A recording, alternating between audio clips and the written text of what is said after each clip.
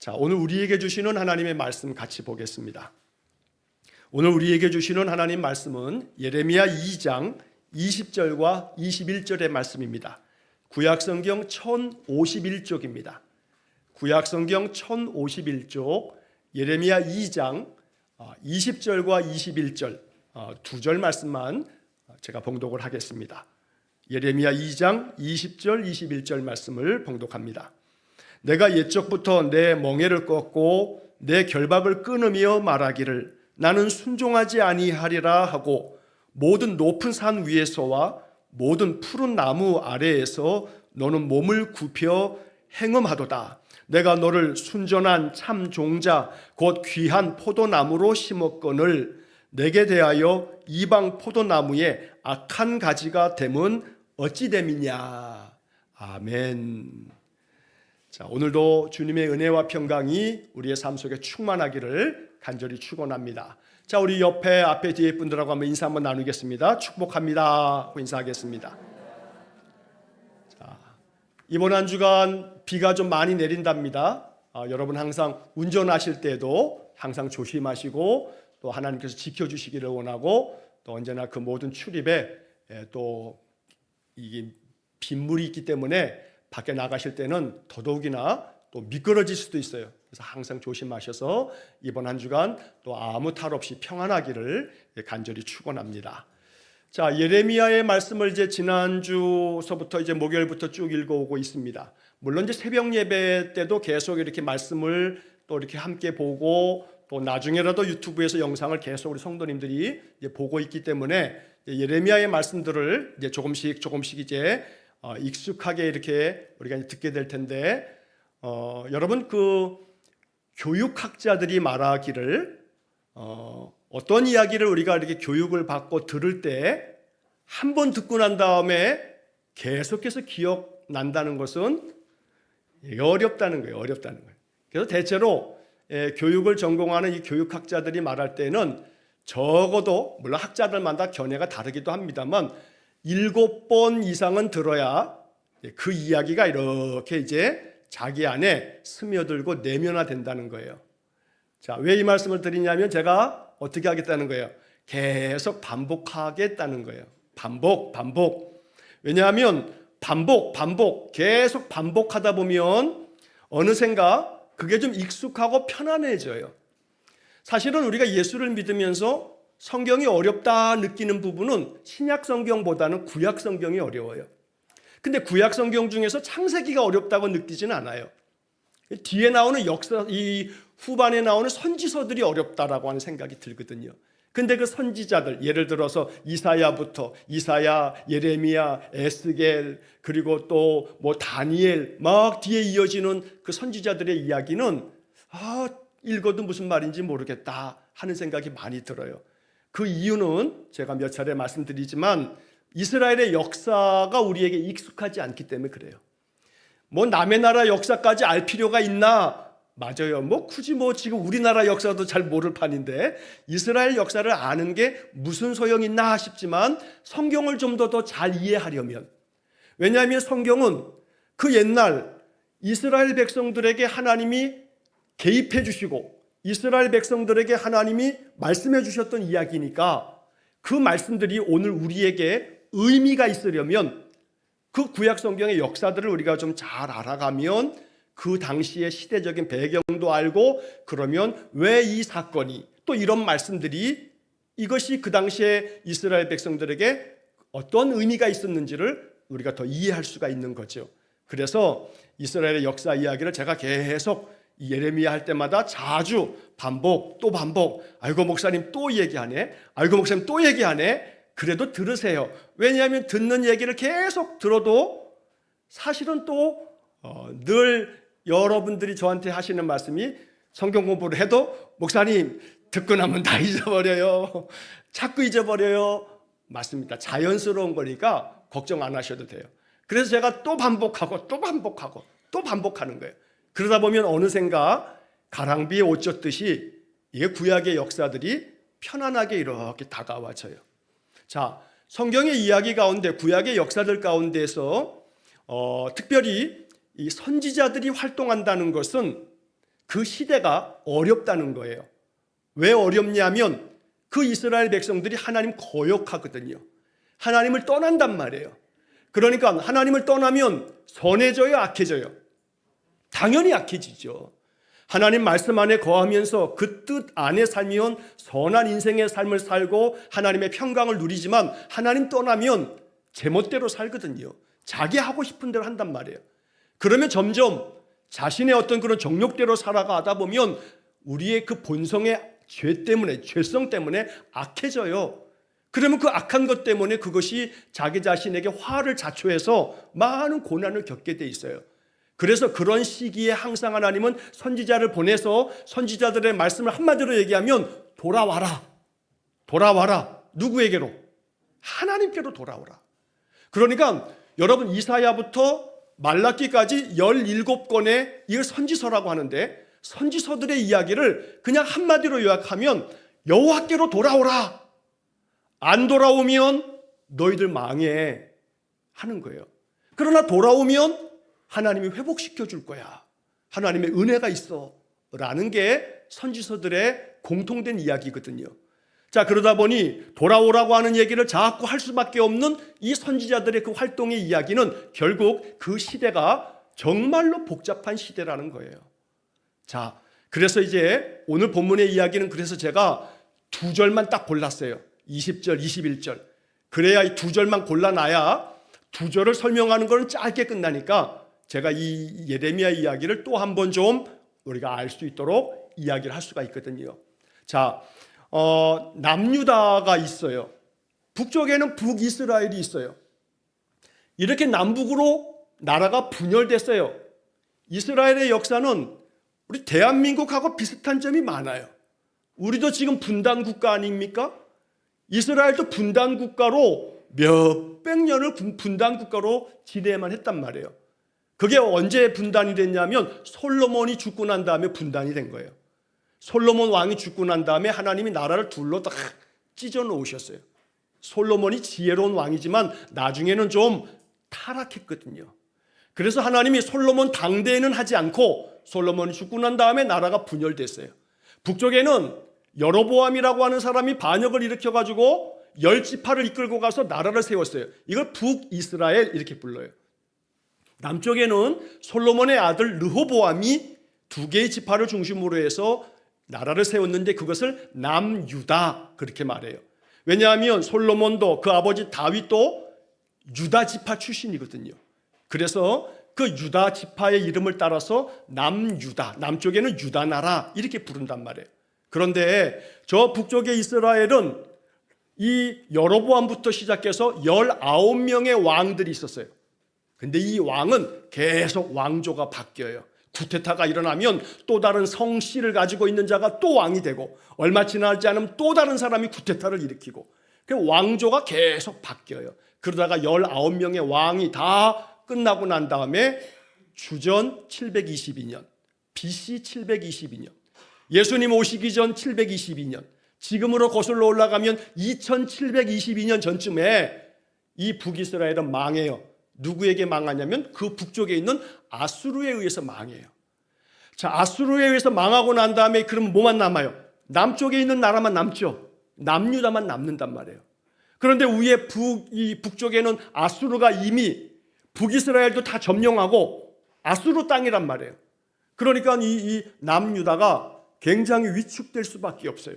그러면 이게 마음속에 반면교사라고 북이스라엘이 하나님 거역하고 선지자들을 많이 보냈어요. 하나님이 북이스라엘 사람들에게. 그러나 안 들어요. 안 들어. 그래서 망했어요. 나라가. 그러면 남유다가 좀 긴장해야 되잖아요. 그런데 이 남유다가 그렇지 않았어요.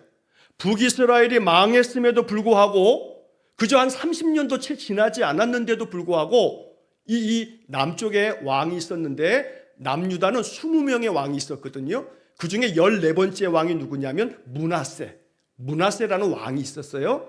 그런데 이 14번째 왕이 됐던 므낫세 왕은 남유다의 그 20명 왕 중에서 제일 오랫동안 왕이 됐어요. 자그만치 55년. 그런데 남유다의 20명 왕 중에서 제일 악독한 왕이 누구냐면 므낫세 왕이었어요. 이 므낫세 왕이 다스렸을 때 므낫세 왕의 통치 마지막 부분에 그때 누가 태어나냐 하면 예레미야가 태어나요. 예레미야가.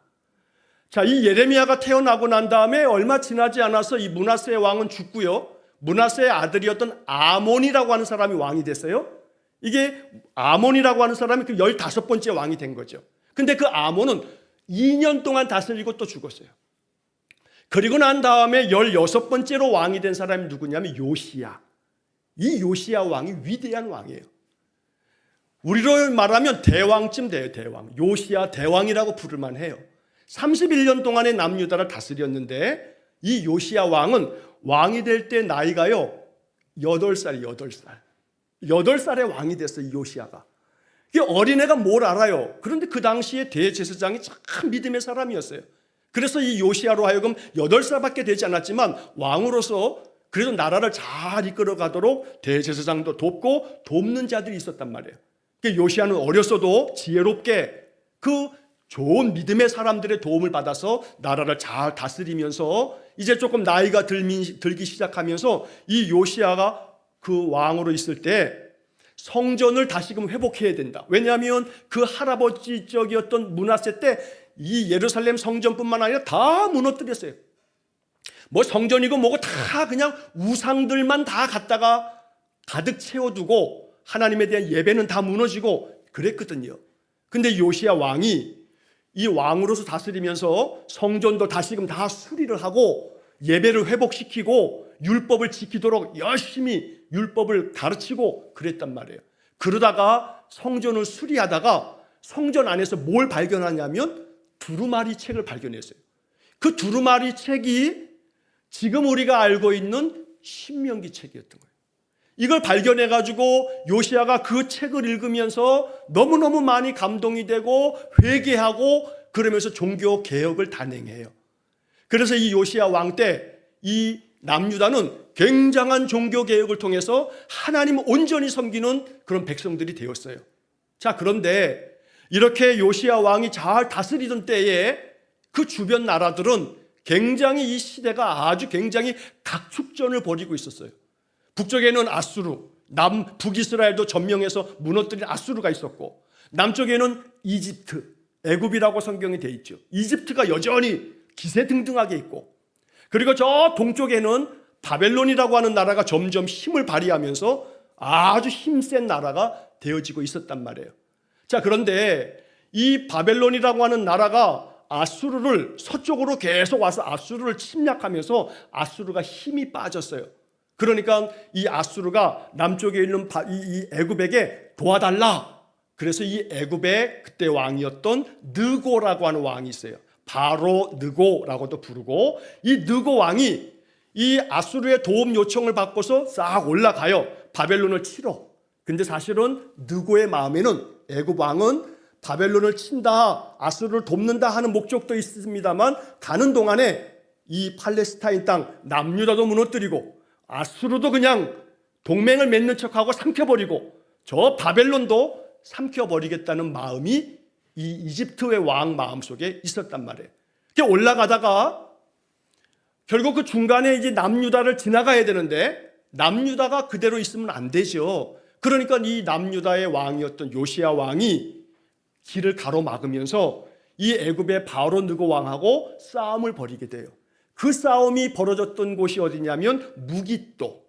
그 무깃도라고 하는 곳에서 싸움이 벌어졌는데 그게 주전 609년에 무깃도 전투라고 하는 싸움에서 요시야 왕이 전사를 해요.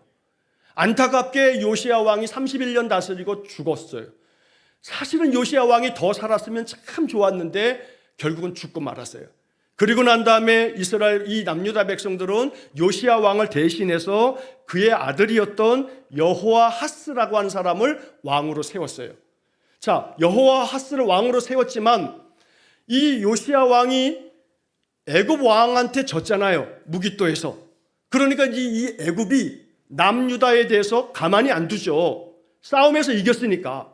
그래서 남유다 백성들이 여호아하스를 왕으로 세워놨지만 이 애굽의 바로 느고가 이 여호아하스를 그대로 두지 아니하고 3개월 만에 폐위시켜버리고 애굽으로 그냥 끌고 가버렸어요.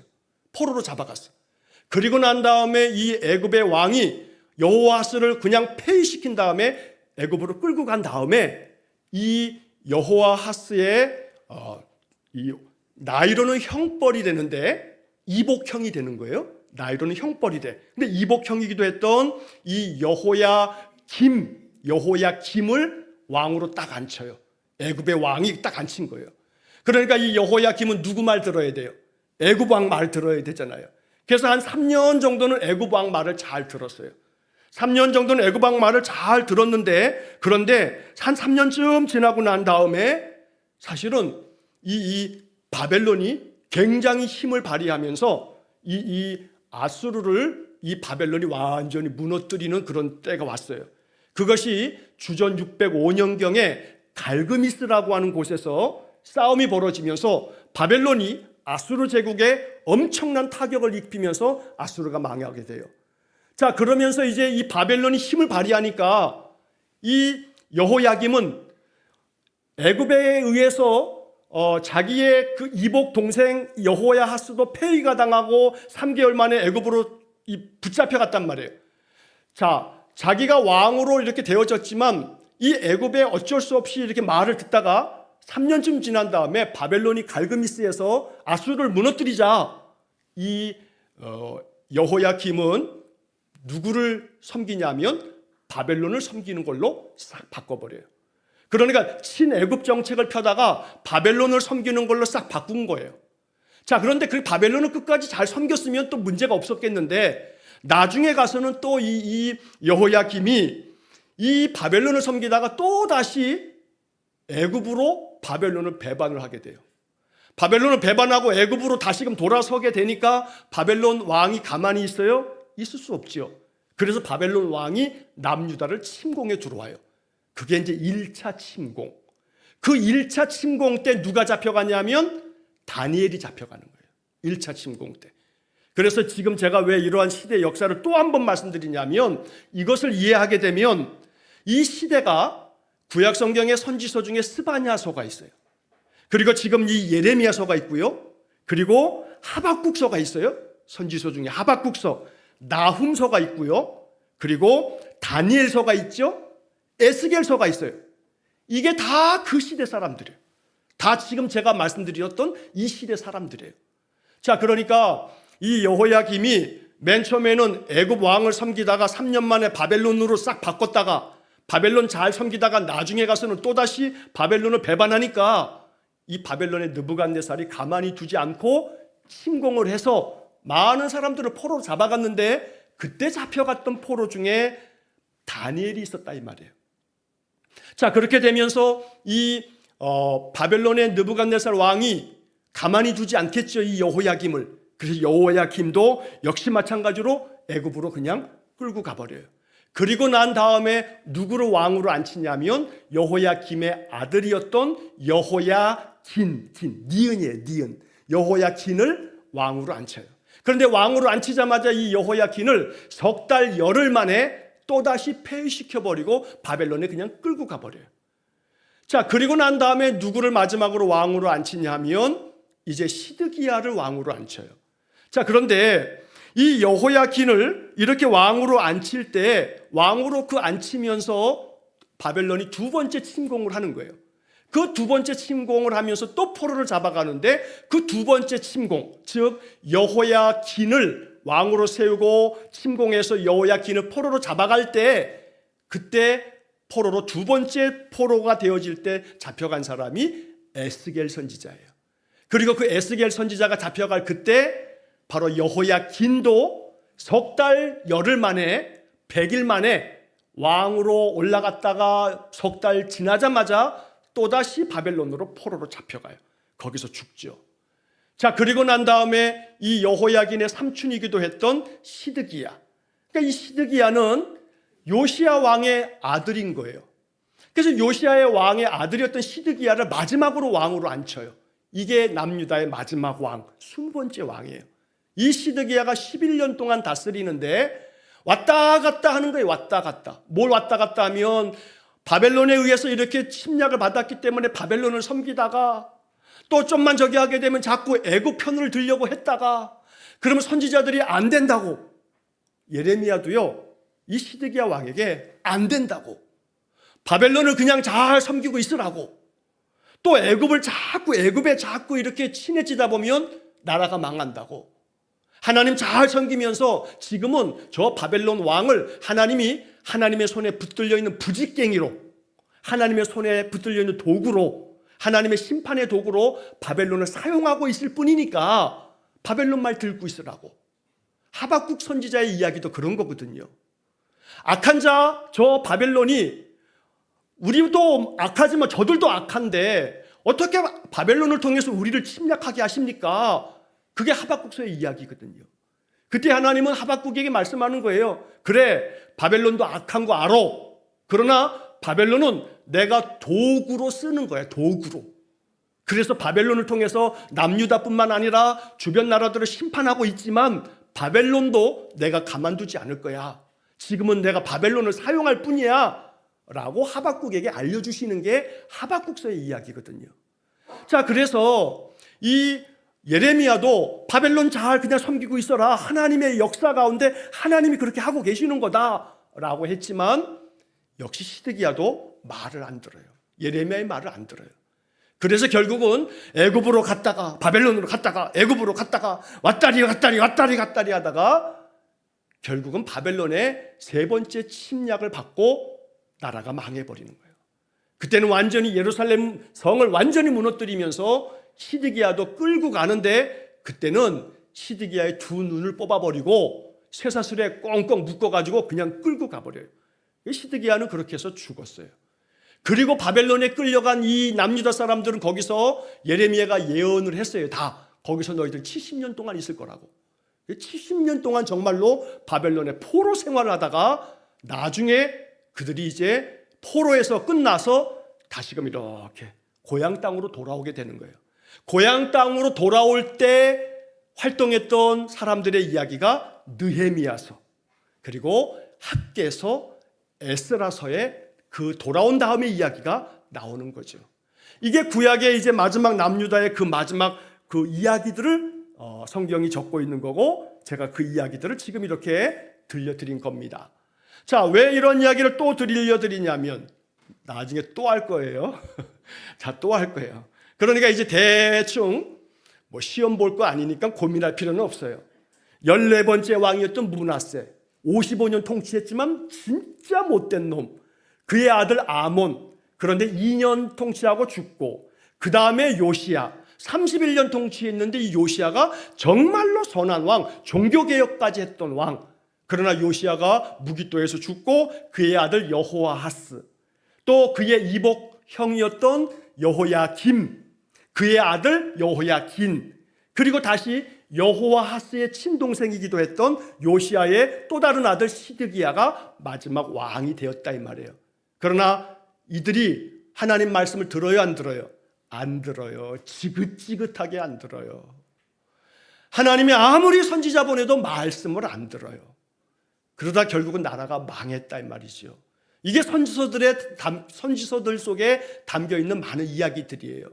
자, 이제 오늘 이제 본문의 이야기가 짧게 이제 두 절로 되어져 있는데, 여러분 이 두 절로 되어져 있는 이 이야기를 보면서 이제 우리가 마음속에 기억해야 할 것이 있어요. 하나는 뭐냐면, 하나님은 이스라엘 백성들을, 남유다 백성들을 마치 자기의 신부인 것처럼, 자기의 아내가 된 것처럼 그렇게 사랑하신다고 여러 선지서들을 통해서 말씀하고 계세요.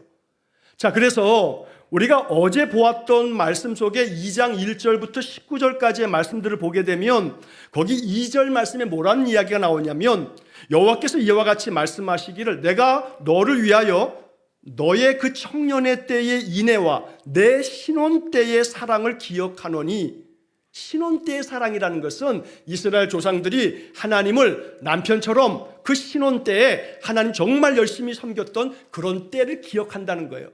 근데 세월이 가면 갈수록 이스라엘 타락하고 범죄하고 하나님 거역하고 하나님 떠나고 그러다 보니까 남편이 화가 난 거예요. 화가 난 거. 그래서 성경에서는 하나님은 남편 되시고 하나님이 택하신 백성들은 바로 그 남편의 아내가 된다 하는 표현들이 여러 번 나와요. 자, 예레미야 3장, 우리가 이제 곧 3장을 읽을 거예요. 며칠 지나면 3장을 읽을 건데 예레미야 3장 14절 말씀에 보면 여호와의 말씀이니라. 배역한 자식들아 돌아오라. 나는 너희 남편임이다 하고 말씀하세요. 예레미야 3장 14절에 나오는 말씀이에요. 여기서도 지금 좀 전에 제가 말씀드렸죠. 선지자들이 하는 말씀이 뭐라고요? 돌아와라, 돌아와라. 너희 배역한, 배은망덕하고 반역하는 자식들아 돌아와라, 돌아와라. 나는 너희의 남편임이라. 남편 대신 하나님이 신부로 맞이했던 그 백성들에게 돌아오라, 돌아오라고 말씀하시는 거예요. 자, 이사야서를 보면 이사야 54장 5절 말씀에도 그런 말씀이 나와요. 이는 너를 지으신 이가 내 남편이시라. 너를 지으신 그 창조주 하나님이 너의 남편이시다 라고 말씀하는 거지요. 자, 남편을 두고 아내 된 자가 자꾸 딴 남자랑 가서 바람을 피우면 그 남편이 가만두겠냐 이 말이에요. 그런 얘기를 아주 직설적으로 표현한 게 뭐냐면 호세아서예요. 호세아서. 이 호세아 선지자는 북이스라엘 때 활동했던 선지자인데 북이스라엘도 역시 마찬가지로 다 하나님 백성인데 그런데 이 북이스라엘 백성들이 자꾸 하나님 거역하고 떠나고 하나님 배역하고 반역하고 그러다 보니까 하나님이 선지자 호세아를 보내면서 호세아에게 이제 아내가 있었는데 호세아의 아내가 고멜이라고 하는 사람이 이게 아주 참 못된 여자예요. 남편 호세아를 두고서 맨날 바람을 피고서 딴 남자 집에 가서 사네. 그러면 하나님이 호세아에게 명하셔서 너 가서 네 아내 데리고 와라 그래요. 그 아내를 데리고 왔어. 딴 남자 집에서. 그러면 이 아내가 반성하고 회개하고 조속하게 좀 있어야 되는데 또 얼마 지나지 않으면 또 다른 남자랑 눈 맞아 또 나가네. 와, 그러면 또 하나님은 이 호세아에게 네 아내를 또 데리고 와라. 여러분, 그렇게 이 자기 남편을 두고 계속 딴 데 나가서 사는 그 아내 고멜을 호세아에게 계속 데려와라. 또 데리고 와라. 또 데리고 오라고 하면서 하나님이 이스라엘 백성에게 하시는 말씀은 바로 호세아로 하여금 이렇게 바람난 그 아내를 계속 데리고 오라고 이렇게 말씀하시는 것이 하나님과 이스라엘의 관계와 같았던 거예요. 하나님은 하나님 거역한 모든 이 이스라엘 백성들이 떠나가도 돌아와라, 돌아와라. 나는 너희의 남편임이라 하고 예레미야 3장 14절에 말씀하고 있는 거지요. 자, 그럼에도 불구하고 이스라엘은 안 돌아와요. 계속 안 돌아와요. 그러니까 하나님은 선지자들을 보내서 여러 말씀으로 계속 경고하고 또 말씀하고 또 말씀하시는데 이제 오늘 본문의 이야기는 2장에서 20절, 21절. 자, 여러분 20절의 말씀을 이렇게 보니까 이런 말씀이 나와요. 네가 이 남유다 백성이죠. 너희들이 옛적부터 이게 하루 이틀 된 얘기가 아니에요. 옛날부터 오랜 전 시간적부터 너희들의 그 멍에를 꺾어버리고 너희들의 그 결박을 다 끊어버리면서 이렇게 말했다. 나는 순종하지 아니하리라. 누구에게? 하나님에게 순종하지 않겠다. 근데 그 멍에라고 하는 게 뭐냐면 여러분 멍에라고 하는 것이 요즘엔 보기 어렵죠. 옛날에 수레를 끌고서 그저 농사 지었을 때 이 소 어깨에다가 나무 걸터 매고 그 다음에 뒤에다가 쟁기를 걸어 놓거나 아니면 달구지 그저 수레를 이 뒤에다 연결할 때도 여기 뒤에다가 이렇게 소 어깨 위에다가 나무 하나 딱 걸쳐가지고 양쪽에다가 이렇게 이 막대기 걸어가지고 뒤에 수레든지 아니면 또 쟁기를 걸어서 밭도 갈고 수레를 끌게 하는 거죠. 이게 목에 걸쳐져 있는 이 막대기가 멍에인데 하나님이 이스라엘 백성의 그 어깨 위에다가 멍에를 딱 올려놓으셨어요. 사실 멍에라고 하는 말 자체는 어떤 속박, 어떤 억압 이런 부정적인 의미가 있죠. 왜냐하면 이 어깨를 짓누르는 거니까. 그런데 이스라엘 백성들에게 올려놓으신 멍에는 하나님이 그들로 하여금 딴 길로 가지 못하도록 하나님 안에 살도록 하나님 말씀으로 멍에를 메어서 그들에게 딱 얹어놓았는데 그들이 그 어깨에 있는 이 하나님이 얹어놓으신 멍에를 다 꺾어버리고 하나님께서 그들을 딱 묶어두었던 결박, 이 결박이라고 하는 것도 하나님이 묶어둔 결박은 딴 데 가지 말라고. 딴 데 가지 말라고. 엉뚱한 데 가서 위험한 데로 빠지지 말라고 하나님이 사랑의 줄로 딱 묶어두셨는데도 불구하고 멍에도 꺾어버리고 줄도 끊어버리면서 한다는 말이 나는 순종하지 아니하리라. 순종하지 아니하리라. 이것이 남유다 백성들의 상태였던 거예요. 나는 순종하지 아니하리라. 그러면서 한다는 말이 나는 순종하지 아니하리라 그러면서 높은 산 꼭대기에 올라가 가지고 높은 산만 보면 저게 신이다. 저게 하나님이다. 푸르른 큰 나무만 보면 나무 아래서 이것이 우리를 인도하는 신이다. 그러면서 거기다 상 차려두고 거기서 그냥 넙죽넙죽 절하면서 그 큰 나무를 섬기거나 높은 산을 섬기거나 있다고 짓을 하고 있다는 거예요. 그래서 나는 순종하지 아니하리라 하면서 모든 높은 산 위에서와 모든 푸른 나무 아래에서 너는 몸을 굽혀 행음하도다. 이 행음한다라고 하는 것이 간음한다 그런 말인데 이 말은 우상을 섬기는 것을 말하는 거예요. 좀 전에 제가 말씀드렸죠. 하나님이 이스라엘 백성에게 뭐예요? 남편이란 말이에요. 나는 너희의 남편이다. 그런데 그 남편을 두고 하나님을 두고 자꾸 헛된 우상을 섬기면서 그냥 대도 않는 나무 밑에서 돌 앞에서 높은 산 앞에서 제단 만들어두고 그들에게 그냥 우리가 당신을 섬긴다고 제물을 바치고 이랬어 하니까 하나님이 볼 때는 그게 다 간음함이라 이 말이에요. 그래서 하나님이 이스라엘 백성들을 이 남유다 백성들을 책망하시면서 이제 21절에서 하시는 말씀이 오늘 제가 이 말씀 속에 제목을 이렇게 잡았어요. 귀한 포도나무였는데. 자, 21절에 내가 너를 순전한 참종자, 정말로 그 씨가 너무 좋은 씨앗으로 귀한 포도나무로 너를 심었다. 그런데 이렇게 귀한 포도나무로 심었는데 나에게 대해서 너희들이 뭐가 돼버렸냐면 저 이방 포도나무에 악한 가지가 되었으니 이거 어찌 된 일이냐 라고 하시는 말씀이에요. 좋은 포도나무로 심었는데 너희가 왜 악한 포도나무가 돼버렸느냐 라고 말씀하는 거죠. 자, 구약성경도 신약성경도 하나님께서는 이스라엘 백성들을 뭐라고 자꾸 표현하냐면 포도나무라고 표현해요. 그래서 이사야서를 보면 이사야 5장이 이 포도나무, 포도원의 노래라고 해서 아주 유명한 장인데 이 포도원의 노래에서 하나님이 이사야 선지자를 통해서 이렇게 말씀하신 바가 있어요. 내가 사랑하는 자에게 포도원이 있으며 심히 기름진 사내로다. 아주 기름진 이 포도나무에 하나님이 극상품 포도나무를 심었다라고 말씀하세요. 땅을 파고 돌을 제하고 극상품 포도나무를 심었도다. 그 중에 망대돌 세우고 그 안에 또 술틀을 찼도다. 좋은 포도 맺기를 바랐더니 들포도를 맺었도다. 이게 오늘 본문의 이야기하고 같은 의미가 되는 거예요.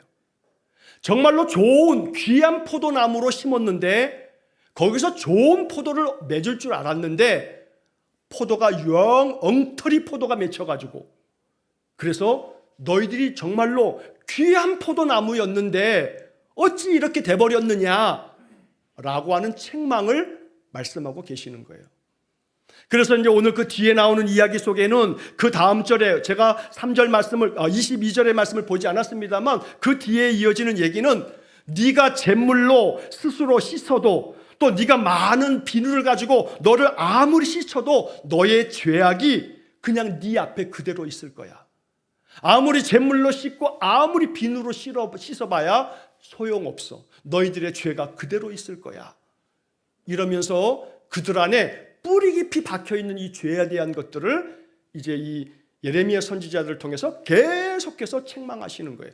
그런 이야기가 예레미야 2장부터 45장까지 나와요. 45장까지.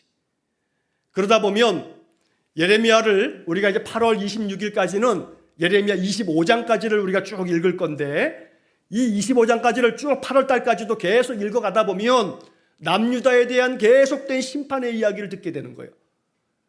그러니까 남유다에게 하나님이 심판하시겠다고 계속 얘기하시는 걸 듣다 보면 좀 피곤하긴 해요.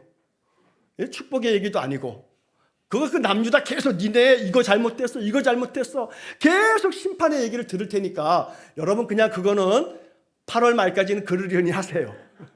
그러려니 하세요. 아이고 오늘 설교도 또 심판이네. 오늘 설교도 또 야단 맞네. 어쩔 수 없어요. 8월 말까지는 그래야 돼. 그렇지 않으면 맨날 달고 또 좋은 축복하시는 말씀만 맨날 들을 수는 없거든요. 왜냐하면 몸에 좋은 약은 쓴 거예요. 쓴 거예요. 남유다에게 하나님이 어떤 마음으로 이렇게 말씀하시는지.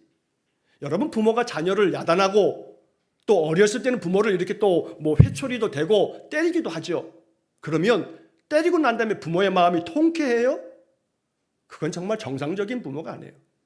근데 보세요. 요즘에 정상적이지 않은 부모가 많죠. 자식도 죽여서 토막도 내. 토막 낸 자식을 냉동실에다가 집어넣어. 몇 년 동안. 뉴스에서 보죠. 이 세상이 여러분 정말 이런 세상 보면 옛날 어른들이 늘 말세야 말세 그러죠. 어찌 그래요? 근데 그게 한두 건이에요? 지금 태어났는데 출생신고도 안 됐고 아이가 사라져가지고 이 아이들을 찾겠다고 지금 정부에서도 막 지금 찾고 있는 중 아닙니까? 근데 하나씩 발견될 때마다 깜짝 놀래요. 이게 이 악한 이 세상에 하물며 부모들이 그러고 있다. 부모들이.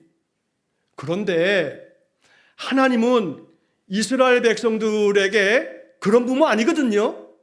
부모가 야단할 수 있어요. 야단하면서 통쾌한 부모는 없어요.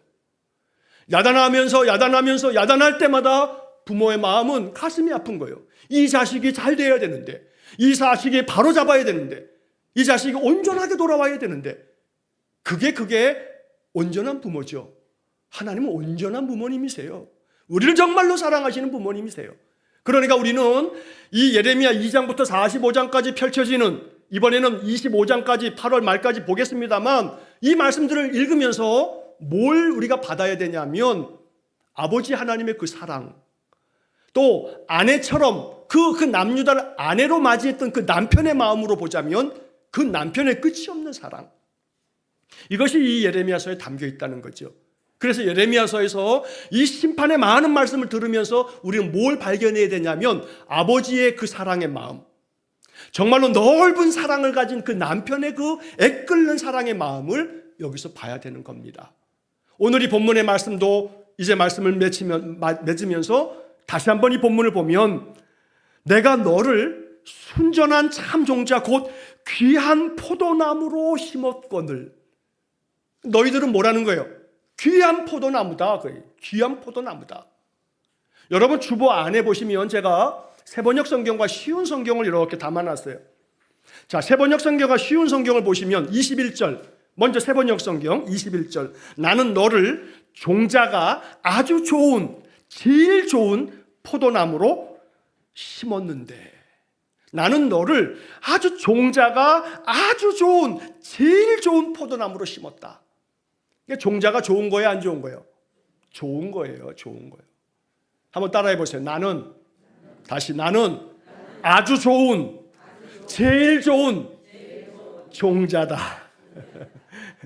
이놈의 종자가 도대체 지 애비를 닮아가지고 옛날에 어머니들이 자식이 속썩이면 그 남편 흉보면서 남편을 닮았다 하면서 이놈의 종자가 그 종자를 들먹거리면서 그렇게 야단을 했어요. 그죠? 이놈의 종자가 지 애비를 닮아가지고 뭐 자기는 안 닮았나? 뭐 그 피가 뭐 남편의 피만 있나? 자, 어쨌거나 그 종자를 말하는데 하나님은 나는 너를 종자가 아주 좋은, 제일 좋은 포도나무로 심었다. 그러니까 우리는 좋은 종자예요. 좋은 포도나무예요. 아주 좋은 포도나무예요. 그러면 아주 좋은 포도나무에서 뭐가 나와야 돼요? 정말로 좋은 열매가 맺혀져야죠. 정말로 좋은 열매가 맺혀져야죠. 오늘 우리 안에 그러한 열매가 맺혀지기를 간절히 축복합니다. 옛날에 여름이 되면 수박 장사가 수박을 가져와서 팔 때 옛날에는 다 수박을 이게 맛이 이거 어떤 거는 그냥 깨보면 나중에는 허옇고 막 그런 게 얼마나 많았어요.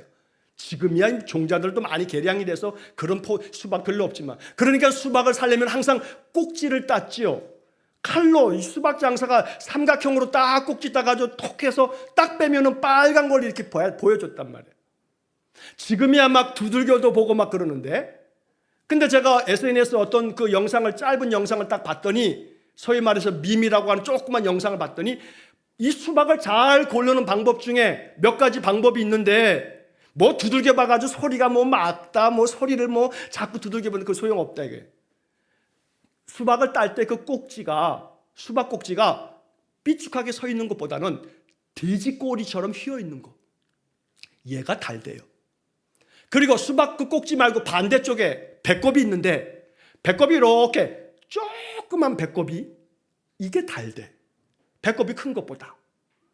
또 수박의 바깥의 표면이 검정색이 아주 진하고 아주 선명한 것들과 함께 거기에 누렇게 이렇게 막 기스난 것 같은 거, 이거는 이게 종자가 이게 만들어질 때 수분을, 이게 벌들이 와서 이렇게 만들면서 자꾸 해놓은 거기 때문에 그게 더 달고, 수박이 딱 봤더니 거기에 허연 게 이렇게 많이 묻어 있으면 그 당도가 높아서 그게 허연 거니까, 그 허연 거 이거 왜 이렇게 허해하지 말고 그거 고르면 달되는 거예요. 오늘 가시다가 한번 골라보세요. 근데 제가 왜 이 말씀 드리냐면, 좋은 나무에게서, 좋은 씨에서 나온, 종자가 좋은 것에서 나온 것들은 맛있는 그런 열매를 맺는데, 지금 말씀드린 것처럼 꼬리가 돼지꼬리처럼 생기고 배꼽이 조그맣고 여러 가지 그렇게 사람들이 알려주는 방법처럼 그 중에서도 더 단 수박을 알 수 있는 징조들이 있더라 이 말이에요. 우리가 귀한 포도나무로 좋은 종자, 아주 좋은 종자로 이 땅에 하나님께서 내셨어요. 우리 안에 어떤 열매가 있냐 이 말이에요. 수박을 그래서 좋은 줄 알고 깨봤더니 허옇든지 맛도 없다든지 닝닝하든지, 그러면 귀한 포도나무를 심었건을 네가 도대체 어찌됨이냐, 좋은 열매를 맺을 줄 알았는데, 오늘 하나님은 우리에게 예레미야를 서를 통해서 말씀하시는 거예요. 징조가 있어야죠. 달겠다라고 하는 징조가 있어야죠. 이 사람 진국이야. 이 사람 예수 믿고 있는데 이 사람 진짜 예수 믿는 사람이야. 이 사람 하는 걸 보면 알아. 말하는 걸 봤더니 말씨가 벌써, 말투가 예수 믿는 사람 같아. 말투를 딱 보고 혹시 교회 다니세요? 라는 얘기를 누군가에게서 들었다면 여러분은 귀한 종자에 귀한 열매를 맺고 있는 거예요. 어떤 사람이 날 보더니 아이고 참 편안해 보이신데 이렇게 아무런 걱정이 없는 사람 같아 보여요. 속에선 지금 삶이 진짜 뒤죽박죽 아주 죽겠는데도 불구하고 사람들의 눈에 그렇게 보인대. 그건 뭐예요? 내 안에 평강이 나가고 있는 거예요. 나가고 있는 거예요. 오늘 우리 삶이 어떠하든지 간에 내 삶 속에서 증거가 보여진다면 정말로 귀한 포도나무가 맺은 좋은 열매처럼 하나님은 우리에게 그걸 바라고 계시는 거예요. 여러분들의 삶이 아무리 각박하고 힘들어도 여러분들의 얼굴 낯빛에서는 사람들이 볼 때는 너무나 평안한 얼굴처럼 보여지도록 하나님 그렇게 우리 안에 평강 주시기를 축복합니다. 우리의 말에서부터 나오는 그 말에도요 품격이 있어요. 말에도 품격이 있다고.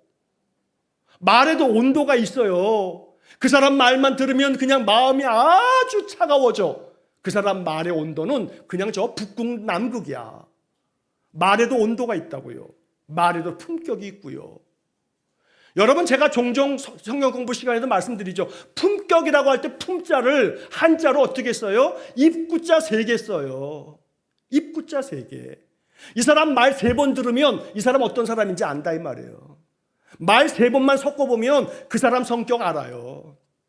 말에도 품격이 있기 때문에 이것이 드러나면 이 사람 참 극히 좋은 포도나무구나. 예수 믿는 사람이에요? 교회 다녀요? 라는 걸 사람들이 묻는다 이 말이죠.